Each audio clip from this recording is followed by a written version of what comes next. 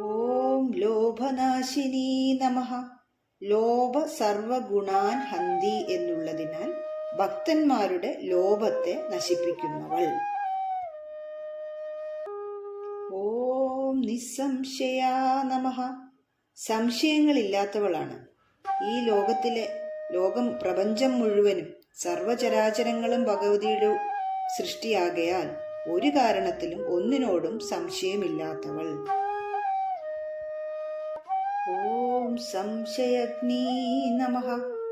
സർവ സംശയങ്ങളെയും നശിപ്പിക്കുന്നവളാണ്. ഭക്തരുടെ സർവ സംശയങ്ങളെയും നശിപ്പിക്കുന്നവൾ.